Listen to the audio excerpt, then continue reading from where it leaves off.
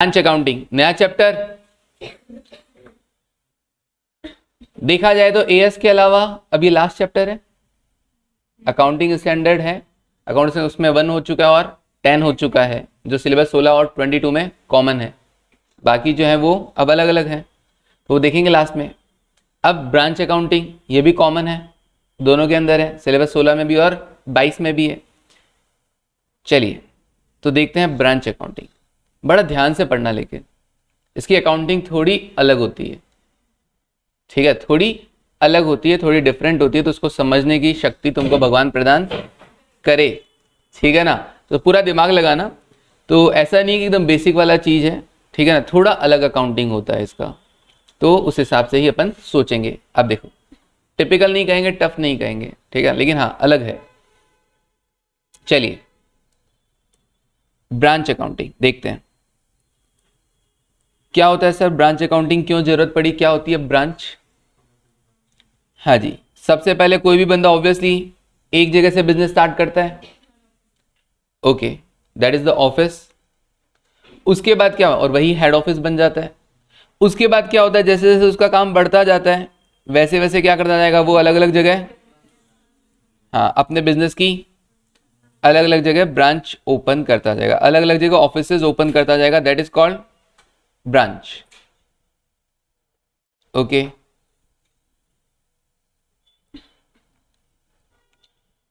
अब मुझे ये बताओ अकाउंटिंग कैसे होता होगा? क्या हर ब्रांच का अलग अलग प्रॉफिट लॉस कैलकुलेट किया जाता होगा? यस, हर ब्रांच का अलग अलग प्रॉफिट लॉस कैलकुलेट किया जाएगा कि कौन सा ब्रांच कैसा परफॉर्म कर रहा है, उसे रन करके रखना है या क्लोज कर देना है, देखना तो पड़ेगा ना। वहां का मैनेजर कैसा काम कर रहा है, उसको इंसेंटिव देना है कि नहीं देना है। तो हर ब्रांच का प्रॉफिट लॉस हम क्या चाहते हैं, अलग अलग कैलकुलेट करना चाहते हैं। प्रॉफिट हुआ कि लॉस हुआ, ये हम देखना चाहते हैं हर ब्रांच का। इसीलिए अपन लोग कौन सा चैप्टर पढ़ रहे हैं अब, ब्रांच अकाउंटिंग। फिर ऑब्वियसली क्या होता होगा सर, सारे ब्रांचेस का प्रॉफिट लॉस वगैरह कैलकुलेट होता होगा, और फिर हेड ऑफिस क्या करता होगा, सबका मिलाकर एक प्रॉपर अपनी कंपनी का अकाउंटिंग करता होगा। पहले तो सेपरेट कैलकुलेट किया जाएगा, फिर प्रॉपर कंपनी का, तो कंपनी वाइज तो एक ही होगा। अब एसबीआई बैंक है तो उसके अगर आप डेटा देखोगे तो प्रॉपर एक ही डेटा मिलेंगे तुमको, एक ही एनुअल रिपोर्ट आती होगी, हर ब्रांच की अलग अलग डेटा उसमें दिए हुए मिल जाएंगे, वो एक अलग है सेगमेंट रिपोर्टिंग वाला सेक्शन, लेकिन कंपनी का तो एक ही आएगा। तो कहने का मतलब ब्रांच है, अलग अलग अकाउंटिंग होती है, बाद में क्या किया जाता है, सबका मिक्स करके एक एनुअल रिपोर्ट तैयार कर दी जाती है। हाँ, जैसे हम कॉन्सोलिडेटेड आप होल्डिंग सब्सिडी के लिए भी यूज करते हो, ब्रांचेस का अलग है, कॉन्सोलिडेटेड भी बोल सकते हो आप, जैसे डिपार्टमेंटल में भी हम कॉन्सोलिडेटेड बोलते थे, तो मिक्स करके आप लिखते हो, दैट इज कॉन्सोलिडेटेड, ओके। तो इस तरीके से चलेगा ये चैप्टर। तो अब देखते हैं अब अकाउंटिंग कैसे होता होगा, कौन करता होगा ब्रांच का अकाउंटिंग भी, हेड ऑफिस। हेड ऑफिस की बुक्स में भी होती है अकाउंटिंग, और डिपेंड करता है कि ब्रांच क्या है, डिपेंडेंट ब्रांच है कि इंडिपेंडेंट ब्रांच है। कोई छोटी मोटी ब्रांच है, ज़्यादा ट्रांजेक्शन्स नहीं होते, तो वहाँ पे उसकी अकाउंटिंग भी कौन मेंटेन कर लेता है, हेड ऑफिस। और सेपरेटली बहुत ज़्यादा ट्रांजेक्शन होते हैं अलग अलग हर ब्रांचेज में, तो वहाँ की अकाउंटिंग वहीं ब्रांच के लेवल पे ही मैनेज की जाती है, that is independent branches, dependent branches और इंडिपेंडेंट ब्रांचेज, ओके। तो देखते हैं सर ब्रांच होता क्या है। Branch is an extended location of an organization other than its head office, where businesses of similar or related to the organization are conducted. Okay. Usually organization open branches for the following purpose. क्या क्या sir, profit making के लिए भी होती है और non profit भी होती है। ऑब्वियसली प्रॉफिट के लिए आप क्या करना चाहोगे, अपने प्रॉफिट को बढ़ाना चाहोगे। Through opening a branch, organization can offer visibility and brand exposure which can positively influence its profit. अलग अलग जगह दिखता है, एक जगह हेड ऑफिस है, अलग अलग जगह ब्रांचेस खोलोगे तब लोग जानेंगे उसको। जितनी ज़्यादा ब्रांचेस खोलेंगे, जितनी ज़्यादा बार आपका ब्रांड नेम शो होगा, उतना ज़्यादा आपके बारे में जाना जाएगा, ओके। और नॉन प्रॉफिट क्यों करते हैं, ज़्यादा से ज़्यादा हेल्प करने के लिए।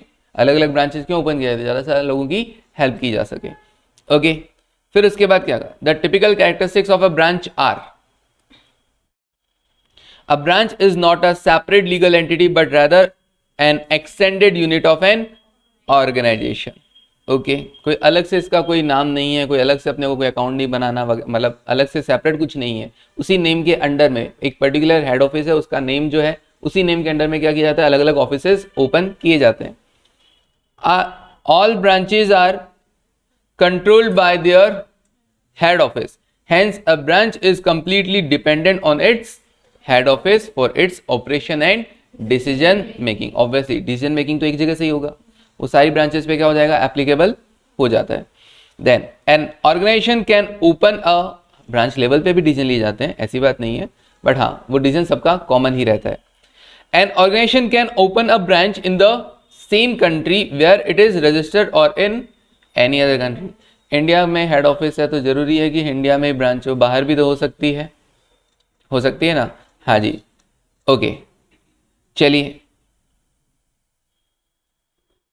ये अमेजोन वगैरह और इंडियन कंपनी है क्या, हेडक्वार्टर बाहर होगा, हाँ, आउटसाइड इंडिया.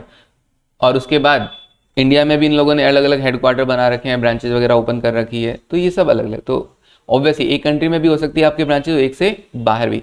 जो एक कंट्री में हुई, सेम कंट्री में, वो इनलैंड ब्रांचेज हो गई, और जो बाहर हो गई वो फॉरेन ब्रांचेज हो गई है. Branches are open by both profit making organisation and non profit making organisation. ये अपन ने पहले ही पढ़ लिया. Classification of branches. ब्रांचेज की क्लासिफिकेशन क्या क्या हैं, किस तरह की ब्रांचेज हैं, कहा देखो 2 तरह की ब्रांचेज हैं, 2 टाइप्स. क्या क्या, डोमेस्टिक ब्रांच और जिसको मैंने इनलैंड बोला, दैट इज डोमेस्टिक ब्रांच, और दूसरा क्या हो गया, फॉरेन ब्रांच. तो domestic branch is mainly open and operated in the same country where the organization is registered and has its head office. तो same country, that is domestic branch. Example SBI and its different branches all over the India. Foreign branches क्या होगा, कहां operate हो रहा होगा, in a country other than the country where the head office is situated. तो जहां पर head office है उसके अलावा अलग अलग कंट्रीज में अगर आपके ऑफिसेज हैं, that is the foreign branch. Okay. Dubai branch of State Bank of India. हाँ. Moreover, depending on the level of control between the branch and head office. अच्छा, कंट्रोल के बेसिस पर भी इन्होंने क्या कर दिया, level of control between branch and head office. A domestic branch can further be classified into the following 2 types. अच्छा, domestic को और 2 तरीके से इन्होंने डिवाइड किया. कहा डोमेस्टिक में भी क्या होती है, डिपेंडेंट भी होती है और इंडिपेंडेंट भी होती है. मैंने नाम लिया था. डिपेंडेंट में क्या होता है, हाँ जी, जितना भी है completely dependent on it's head office. किस किस के, operations, administration and further maintenance of its accounts के लिए भी हेड ऑफिस ही जाने, हेड ऑफिस ही अकाउंट्स मेंटेन करेगी अपनी बुक्स में. ओके. और इंडिपेंडेंट ब्रांचेज में क्या होता है, it maintain its on books of account and record it's transaction independently. खुद के लेवल पे अकाउंटिंग होती है प्रॉपर. तो एक में तो क्या हुआ, डिपेंडेंट ब्रांचेस, तो वहां जहाँ पे अकाउंटिंग कौन कर रहा है, हेड ऑफिस ही कर रहा है, मैनेजमेंट वगैरह सब हेड ऑफिस में हो रहा है. और इंडिपेंडेंट क्या हो गई है कि भैया वो ऑब्वियसली नाम से पता चला इंडिपेंडेंट है, प्रॉपर अकाउंटिंग भी कौन करेगा, वो लोग खुद करेंगे, ब्रांच करेंगे. ओके. सबका सेपरेट अकाउंटिंग होता है. चलिए जी, आगे देखते हैं. तो कौन कौन से टाइप्स है सर, 2 है, डोमेस्टिक है, फॉरेन है. और डोमेस्टिक को भी आगे क्या कर रखा है, फर्दर क्लासीफाई कर रखा है, डिपेंडेंट और इंडिपेंडेंट में कर रखा है. ठीक है जी. Branch accounting. Branch accounting. Branch accounting refers to the recording and maintenance of each transaction taken place by a branch to determine the financial result and also get to know the financial position of a branch. हम simply branch के यहाँ जानना चाहते हैं कि उनका profit loss कितना है, that is the financial result, और उनकी balance sheet, that is financial position, assets क्या क्या है वहां पर और लाइबिलिटीज क्या क्या है उन लोगों ने जो क्रिएट कर रखी है. Okay. For the dependent branch accounting is done by the HO. हाँ, हमें अभी अभी पढ़ने को मिला था, डिपेंडेंट ब्रांच की अकाउंटिंग कौन करेगा, HO करेगा. And while for the independent branch, independent branch के लिए कौन करेगा, accounting is done at the branch itself. ठीक है जी. Branch accounting is based on, ये थ्योरी के अंदर याद रखना है, branch accounting is based on the responsibility accounting system where that branches act as a revenue center in addition to the cost center. एक तो होता है कॉस्ट सेंटर, एक होता है revenue centre, profit centre. Cost centre मतलब जो cost to cost काम कर रहा है, ठीक है ना, जो अपने यहाँ पे मान लो कोई माल वगैरह खरीदता है वगैरह करता है, या कॉस्ट टू कॉस्ट मतलब जो उसको प्रॉफिट से कोई लेना देना नहीं, वो कॉस्ट सेंटर हो गया। और जो प्रॉफिट भी कमाना चाहता है, ब्रांच अपने लेवल पे प्रॉफिट भी कमाना चाहती है, तो that is the profit centre. तो ऑब्वियसली ब्रांच कैसे एक्ट करता है, as a profit centre, revenue centre की तरह काम करता है। ओके, बाकी पूरा थ्योरेटिकल लाइन है ये। फिर उसके बाद क्या बोला, the transaction between the branch and head office are recorded and the branch and the other parties. अच्छा, ब्रांच और हेड ऑफिस के बीच में क्या ट्रांजेक्शन हुआ है वो भी रिकॉर्ड किया जाएगा, और हाँ, ब्रांच और अदर पार्टीज में क्या ट्रांजेक्शन होता है वो भी देखा जाएगा। At the end of each financial period it ascertain the financial result of each branch, that is profit और लॉस। ठीक है फर्जी, क्या बोल रहे हैं, some of the common transaction that are usually involve in the branch accounting. क्या क्या होते होंगे अकाउंटिंग के अंदर, goods sent by the HO, जैसे कंसाइनर कंसाइनी को माल भेजता है, ऐसे ही हेड ऑफिस ब्रांच को भी क्या करता है, माल भेजता होगा, सप्लाई करता होगा। तो सेम वैसे ही कंसाइनमेंट में जैसे क्या लिखते थे, to goods sent on consignment, यहाँ पे भी क्या लिखेंगे, to goods sent to branch, to goods sent to branch. Okay, return, वहां पे कंसाइनमेंट में क्या लिखते थे, by goods sent on consignment, यहाँ पे भी लिख देंगे by goods sent to branch. वहां पे कंसाइनमेंट अकाउंट बनता था, यहाँ पे ब्रांच अकाउंट बना देंगे। Okay, if any asset,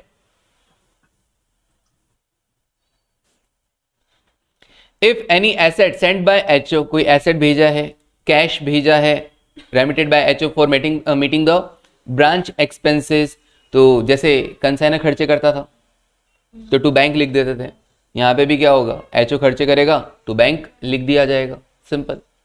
okay, sales effected by the branch, sales करेगा तो सेल्स का पैसा अपने को ब्रांच से लेना है, तो या तो बाय ब्रांच लिखो, और जनरली क्या होता है वो पैसा भेज दिया जाता है तो बाय ब्रांच कैश आ जाएगा, जितना पैसा आ जाएगा वो कैश अकाउंट डेबिट होगा कि नहीं होगा, cash account debit to branch. Okay, देखेंगे, branch proceed send to HO at time interval, goods send by HO for sale, such goods may be send either at cost. अच्छा, यहाँ पे भी consignment की जगह वही कॉस्ट पे भी भेजा जा सकता है और इनवॉइस प्राइस पे भी भेजा जा सकता है। तो कंसाइनमेंट पढ़ा हुआ है ना, थोड़ा थोड़ा वो भी काम आएगा। Now methods of branch accounting, accounting for dependent branch. Okay, पहले कौन सी पढ़ रहे हैं, अब अकाउंटिंग में आ गए हम लोग, प्रैक्टिकल पार्ट में आ गए हैं। दो तरह की ब्रांचेस थी, डिपेंडेंट और इंडिपेंडेंट, डोमेस्टिक के अंदर। तो पहले हम बात कर रहे हैं किसकी, डिपेंडेंट ब्रांचेस की।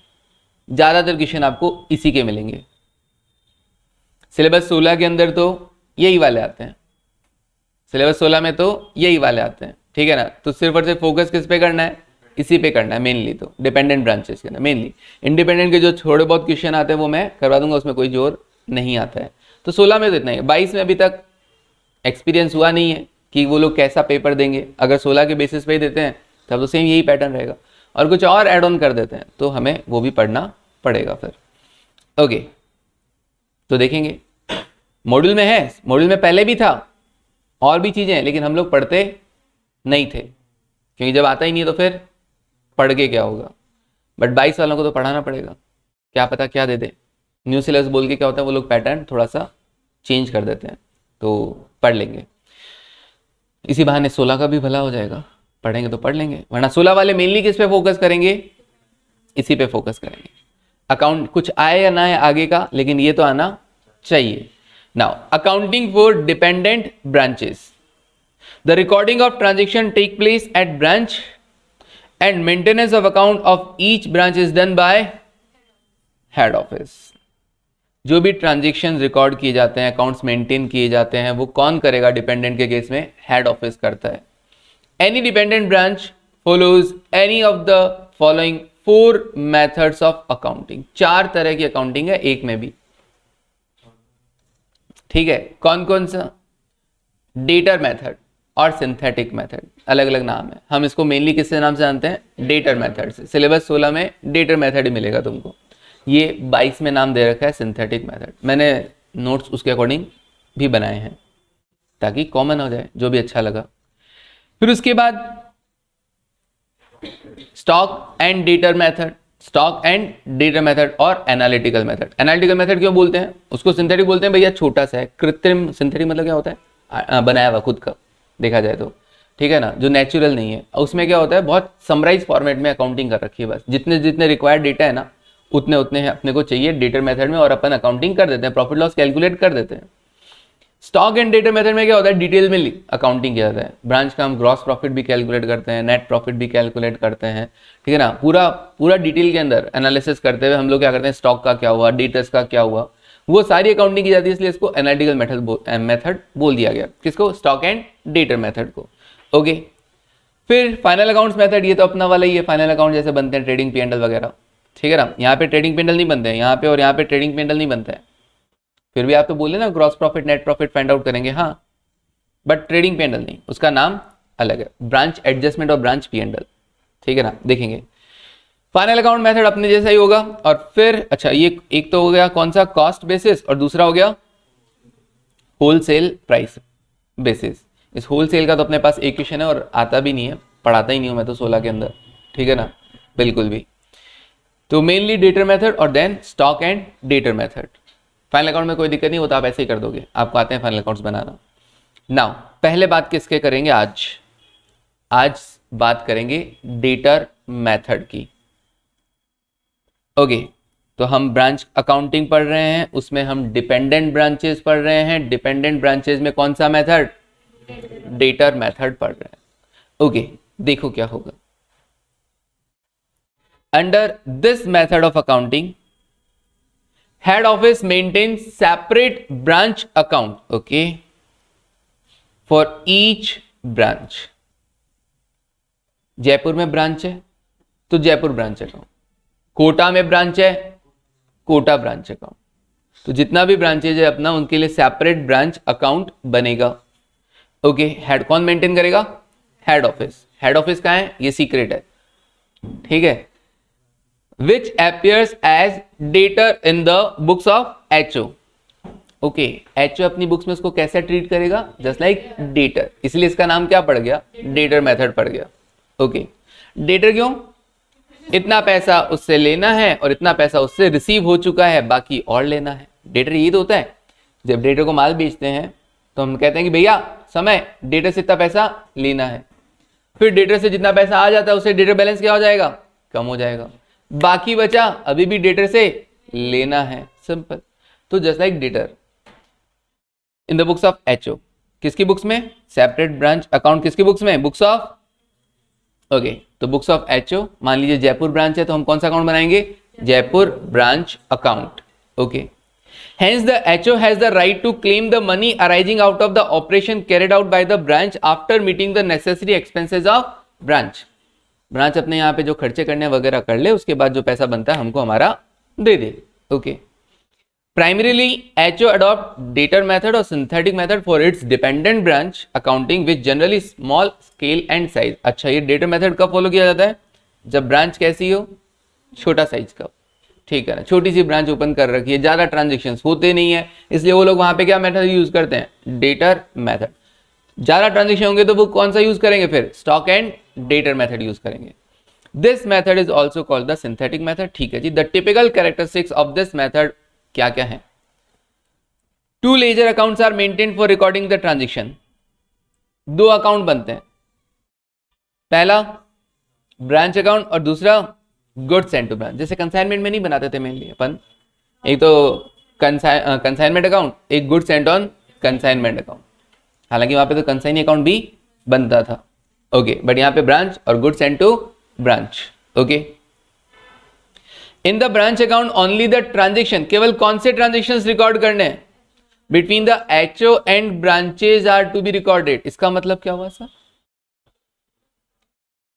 HO और ब्रांच के बीच में जो ट्रांजेक्शन्स हुए, माल भेजना, माल आना, खर्चे करना, पैसा भेजना इधर से उधर, वो सारे आप रिकॉर्ड करोगे।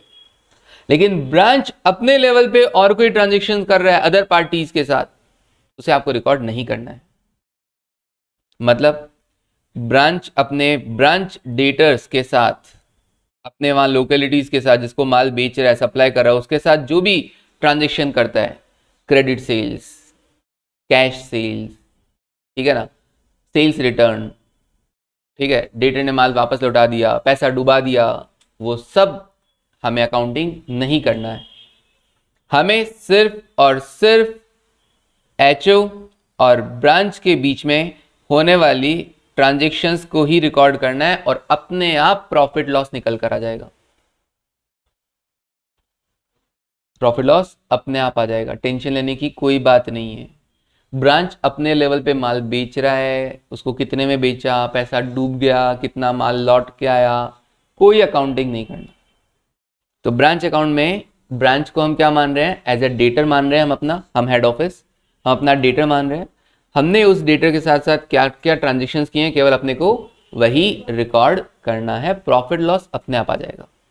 क्लियर? तो मैंने कहा ना, कुछ स्पेशल अकाउंटिंग है, कुछ अलग अकाउंटिंग है, ठीक है। Under this method all transaction relating to branch are recorded and maintained in the branch account. कहाँ पे रिकॉर्ड करते हैं? सारे के सारे ब्रांच अकाउंट में हम रिकॉर्ड करते हैं, जो भी हेड ऑफिस और ब्रांच के बीच में ट्रांजेक्शन होंगे। ब्रांच अकाउंट क्या होता है nature wise? Sir branch account nature wise क्या होता है? नॉमिनल अकाउंट होता है। मैंने कहा देखो जी, ऐसा कोई भी अकाउंट जो आपको प्रॉफिट लॉस शो करता है वो नॉमिनल अकाउंट ही होता है। Consignment account is nominal account, joint venture is nominal account, ठीक है ना। ये सारे जो भी अकाउंट्स हैं प्रॉफिट लॉस जो शो करते हैं वो सब नॉमिनल अकाउंट्स होते हैं। इनकम नॉमिनल होती है, एक्सपेंसेस नॉमिनल अकाउंट्स होते हैं। चलिए देखते हैं।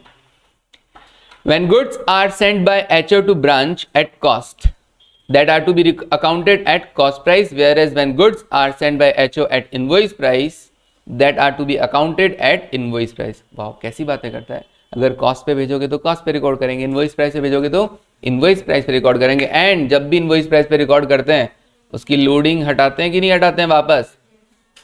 कंसाइनमेंट में भी करते थे कि नहीं करते थे? इनवॉइस प्राइस से भेजते थे, उसकी लोडिंग हटाते थे।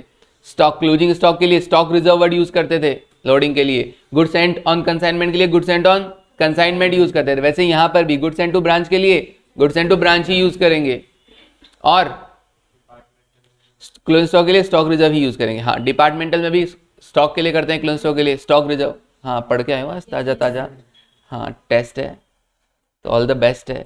हाँ देखो, हम पेपर तगड़ा वाला बनाया मैंने। हाँ, मैंने बनाया ऑब्वियसली, मेरे सब्जेक्ट का तो मैं बहुत आसान बनाता हूँ। पिछली बार भी तो तुम लोग ऐसे 50 में से 45 नंबर लेके आ गए थे। अच्छा 45 का था, ठीक है 40 लेके आ गए। ओके चलिए, अब मैंने यहां पे क्या लिखे हैं, कुछ ट्रांजैक्शंस लिखे हैं, ट्रांजैक्शंस, और इन्हें अपने को क्या करना है, इस जयपुर ब्रांच में रिकॉर्ड करना है। Jaipur branch account. हाँ, हमने ये माना है कि हमारी ब्रांच कहाँ पे है, जयपुर में है।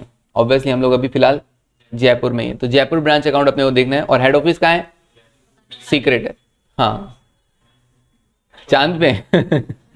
हाँ जी, हाँ ये कह रहा है फॉरेन ब्रांच हो गई सर, फिर तो ये नहीं। हाँ जी, डिपेंड करता है तुम्हारा चांद कहाँ है। देखो ट्रांजेक्शन, ओके, हमारा चांद तो इंडिया में ही दिखता है, ठीक है ना। दिखता है कि नहीं दिखता है? डेली रात को देख सकते हैं आप। हाँ ओके, हाँ तो फिर हमारा चांद तो भैया इंडिया में ही है। तो फॉरेन कहाँ हुआ? किसने कहा फॉरेन में तुम्हारा चांद? हमारा चांद तो इंडिया में ही है, ठीक है। ओके, हाँ वो चांद की बातें नहीं हो रही यहाँ पे, ठीक है। अब सुनो, तुम लोग डायरेक्ट वहां चले जाते हो। हाँ, दिव्यांश इसीलिए फॉरेन चला गया था। देखो, for recording opening assets at Jaipur branch. Okay, तो ब्रांच अकाउंटिंग में क्या होगा? स्पेशल अकाउंटिंग है। एसेट्स और लाइबिलिटीज भी रिकॉर्ड होंगी यहां पर, एसेट्स और लाइबिलिटीज भी रिकॉर्ड होंगी। जयपुर ब्रांच बनाई किसने? अपन ने, हेड ऑफिस ने बनाई है। स्टार्टिंग में पैसा सप्लाई किसने किया होगा? हेड ऑफिस ने किया होगा। अब उस पैसे से उन्होंने एसेट वैसेट खरीदा, तो उस पर अल्टीमेट हक किसका है? हेड ऑफिस का ही है। कभी भी ब्रांच को बंद करके अपन अपना पैसा ले सकते हैं, ठीक है। तो उनकी एसेट्स पे हक किसका? अपना। कभी भी अपन उनकी एसेट्स बेचकर अपन अपना ब्रांच को खत्म करके अपना पैसा निकलवा सकते हैं। तो जो पैसा मुझे उनसे लेना है, तो मैं डेबिट साइड में लिखूं कि क्रेडिट साइड में लिखूं? Debit side. Jaipur branch is debtor, just like debtor. और जब डेटर से पैसा लेना होता है तो डेटर को क्या करते हैं, डेबिट करते हैं कि नहीं करते हैं, debtor account debit to sales, right. तो सेम वैसे ही जयपुर ब्रांच को हम क्या करेंगे, डेबिट करेंगे इस ट्रांजेक्शन के लिए, फर्स्ट ट्रांजेक्शन के लिए। ओके, तो फॉर रिकॉर्डिंग ओपनिंग एसेट्स आप क्या लिखोगे, to balance brought down, to balance brought down opening. कौन कौन सी एसेट्स ब्रांच के पास क्या क्या हो सकता है सर, जितनी भी एसेट्स के नाम वो देंगे वो हम लिख देंगे। जस्ट लाइक ब्रांच के यहाँ स्टॉक हो सकता है, ब्रांच के खुद के डेटर्स हो सकते हैं, ब्रांच डेटर्स जो ब्रांच ने माल बेच रखा है, उन डेटर से जब पैसा आएगा वो भी तो हमें ही मिलेगा, हेड ऑफिस को। ब्रांच के पास पैटी कैश हो सकता है, छोटे छोटे खर्चे करने के लिए हमने पैटी कैश दे रखा हो। ब्रांच के पास क्या हो सकते हैं, मुझे लग रहा है ये जगह कम पड़ जाएगा आज, थोड़ा और ज़्यादा जगह देना चाहिए था। प्रीपेड एक्सपेंसेस के लिए, अगर कोई एक्सपेंसेस एक्स्ट्रा पे कर रखे हैं ब्रांच ने तो वो भी हमारी एसेट होगी। तो जितनी भी एसेट्स है, fixed assets, okay, fixed asset, ये जितनी भी एसेट हमने यहाँ पे रिकॉर्ड कर ली। अच्छा सर लाइबिलिटीज भी रिकॉर्ड करेंगे क्या, हाँ सेकंड नंबर पे क्या है देखो, ये तो फर्स्ट नंबर था, ये मैंने लगा दिया यहाँ पर first number. Second number for recording opening liabilities at Jaipur branch, तो क्या करोगे, by balance brought down opening liabilities.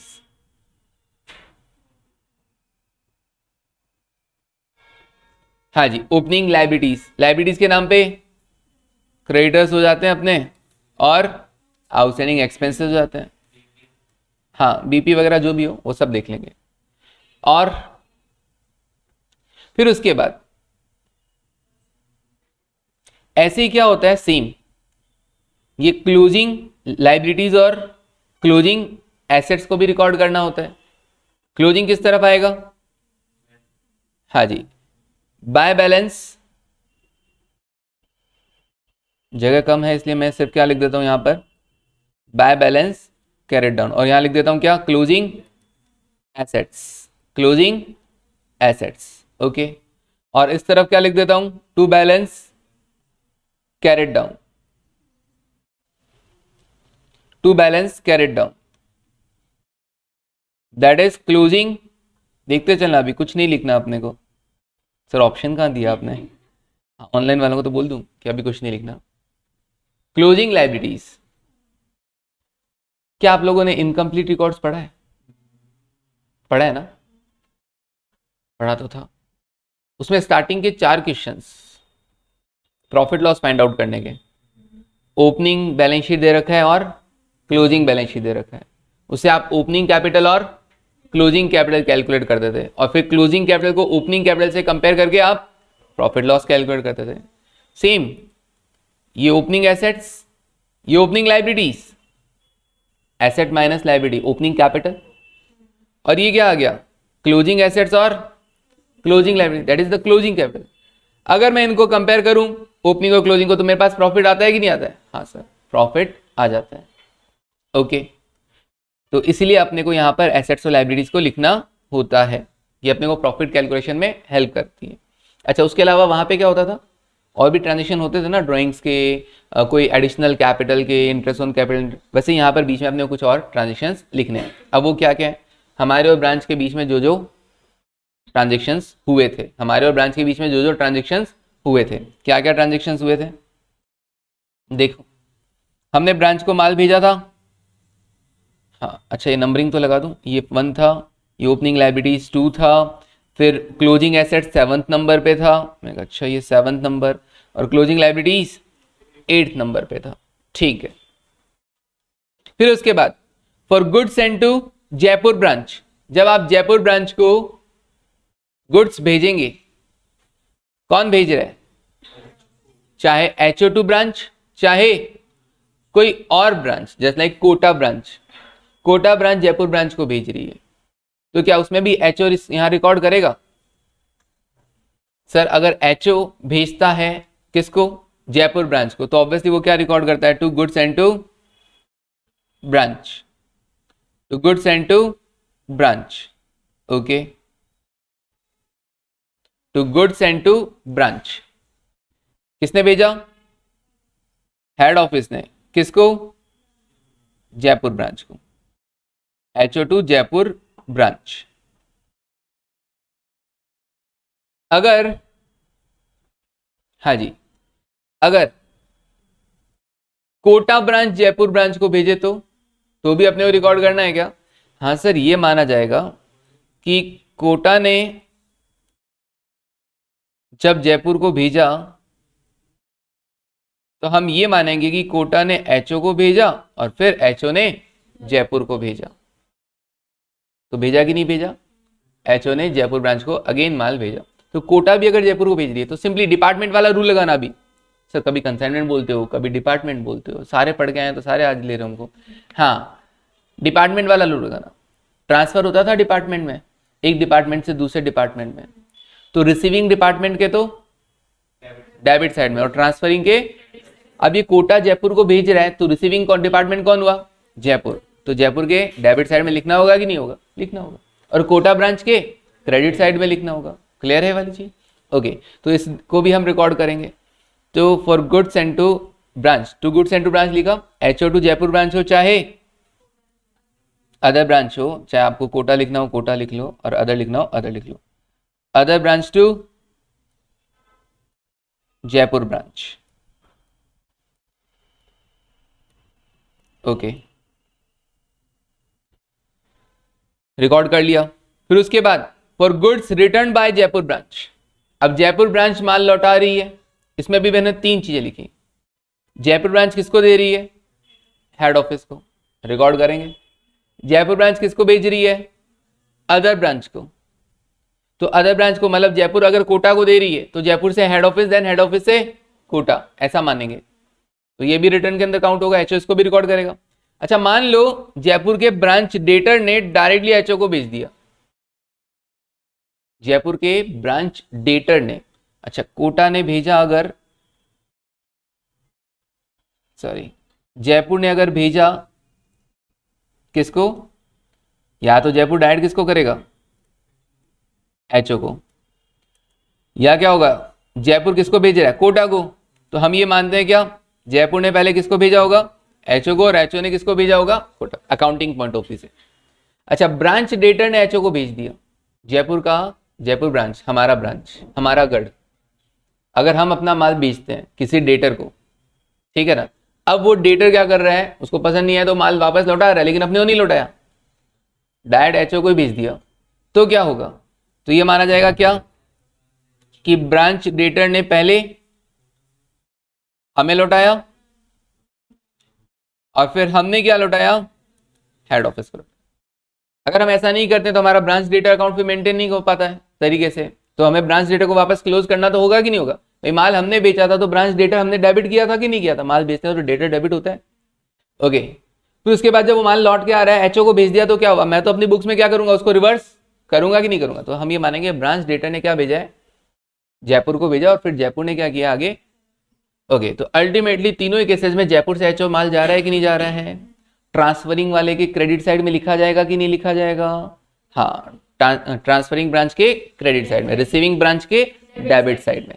Okay, तो इन तीनों के लिए आपको लिखना होगा क्या? By goods and to branch, by goods and to branch. Account यही यूज करेंगे क्या सर? ऐसा, ये तो हम HO को भेज रहे हैं ना, अकाउंट यही यूज करेंगे। जब माल रिसीव होता है तो आप गुड्स एंड टू ब्रांच लिखते हैं, तो जो माल लौटा रहे हो उसके लिए भी गुड्स एंड टू ब्रांच ही लिखना है।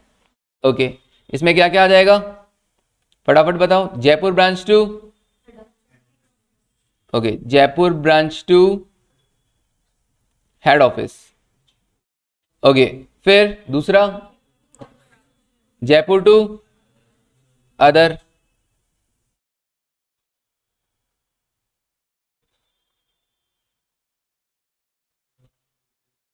ओके, और इवन ब्रांच जो डेटर है, जयपुर ब्रांच के जो डेटर्स हैं, हाँ जी, वो अगर HO को देते हैं तो भी हम रिकॉर्ड करेंगे। हम ये मानेंगे जयपुर ब्रांच के डेटर ने पहले जयपुर ब्रांच को लौटाया और फिर जयपुर ब्रांच ने उसको HO को लौटाया। ओके, नंबरिंग लगा दें। माल भेजा था उसका था 3rd, और जो माल लौट के आया जयपुर ब्रांच ने वापस लौटा, that is fourth. Now fifth, for expenses incurred by HO, for expenses incurred by HO for Jaipur branch और for cash remitted by HO to Jaipur branch. भाई दो तरीके कि एचओ क्या कर रहा है, जयपुर ब्रांच के बिहाफ पे खर्चा कर रहा है. एचओ क्या कर रहा है, जयपुर ब्रांच के बिहाफ पे खर्चा कर रहा है, तो भी एचओ के पास से पैसा गया. और अगर एचओ क्या कर रहा है, जयपुर ब्रांच को खर्चे करने के लिए पैसे भेज रहा है, तो भी एचओ के पास से तो पैसा गया. और जब भी जिसके पास से पैसा जाता है वो to cash up to bank करता है कि नहीं करता. तो एचओ की बुक्स बन रही है तो हम क्या करेंगे, टू कैश या बैंक, टू कैश या बैंक अकाउंट. ओके, कितना, 6 नंबर, 5,000. हाँ, 5th नंबर था ये, 5th नंबर. ओके जी, टू कैश और बैंक. नाउ 6 नंबर क्या बोल रहा है, for cash remittance by Jaipur branch to HO. अब जयपुर ब्रांच भी तो एचओ को पैसे भेजेगा, उसने माल बेचा है, पैसा किसका, एचओ का, एचओ के बिहाफ पे माल बेच रहा है. तो अब वो जो जितना भी उसके पास पैसा कलेक्ट हुआ होगा, जितना भी पैसा उसके पास बचा होगा अपने खर्चे करने के बाद, वो पैसा क्या करेगा, वो एचओ को भेजेगा. तो एचओ अपनी बुक्स में क्या करेगा, पैसा आया है तो cash account debit to branch, तो बाय कैश या बैंक, बाय कैश या बैंक. ओके, कौन सा नंबर, 6 नंबर. डन. ओके, ये गुड्स सेंड टू ब्रांच अपन ने किस रेट पे रिकॉर्ड किया था, कॉस्ट या इनवॉइस प्राइस, कॉस्ट पे रिकॉर्ड किया. जो लौट के आया वो भी किस पे रिकॉर्ड किया, कॉस्ट पे रिकॉर्ड किया. बस इतनी सी अकाउंटिंग अगर हम करेंगे ना तो हमारे पास लास्ट में क्या आ जाएगा, प्रॉफिट और लॉस आ जाएगा. अगर प्रॉफिट होता है तो to general P and L, profit हो गया तो इधर ट्रांसफर कर देना, और नुकसान हुआ तो bye general P and L, balancing amount. Okay, 9th number. और लॉस हो गया तो bye general P and L. Okay, 9th number, balancing amount. अच्छा, अगर ये कब, अगर प्रॉफिट हुआ हो तब, इफ प्रॉफिट, और लॉस होगा तो ऑब्वियसली प्रॉफिट इधर ही आता है, नुकसान इस तरफ आता है. तो ये अकाउंटिंग है. अभी तक कॉस्ट पे हमने रिकॉर्ड किया, मुश्किल है क्या, आसान है. Opening asset to balance brought down, closing by opening liabilities by balance brought down, closing asset to by balance carried down, closing liabilities obviously opposite side में लिखी जाएंगी. माल भेजा तो to goods and to branch, लौट के आया तो बाय गुड्स. पैसा भेजा तो टू कैश, पैसा आया तो बाय कैश और बैंक. बस इतनी सी अकाउंटिंग. हाँ, तो सिंपल. अब हुआ क्या, अगर हम नहीं बहुत आसान है, क्वेश्चन करेंगे ना तो और आसान हो जाएगा. अब अगर मान लीजिए हमने इन कॉस्ट पे ना भेजकर इनवॉइस प्राइस पे भेजा, तो उसकी लोडिंग हटानी पड़ेगी कि नहीं हटानी पड़ेगी. तो अगर लोडिंग हटानी पड़ी, अगर हमने इधर इनवॉइस प्राइस से भेजा तो हमें इसका लोडिंग भी हटाना पड़ेगा. तो लोडिंग हटाने के लिए हम क्या करेंगे, वेरी गुड. अच्छा, लोडिंग किस किस का हटाना है सर, ओपनिंग स्टॉक, जो माल भेजा उसका, जो माल लौट के आया उसका भी, और क्लोजिंग स्टॉक का भी, सबका लोडिंग हटेगा. जैसे कंसाइनमेंट में भी तो हटता था चारों चीजों का, वैसे तो. अच्छा, ओपनिंग स्टॉक का लोडिंग हटाने के लिए क्या लिखेंगे, by stock reserve, that is loading on opening stock. Okay, जो माल भेजा उसका लोडिंग हटाना होगा, उसका by goods send to branch.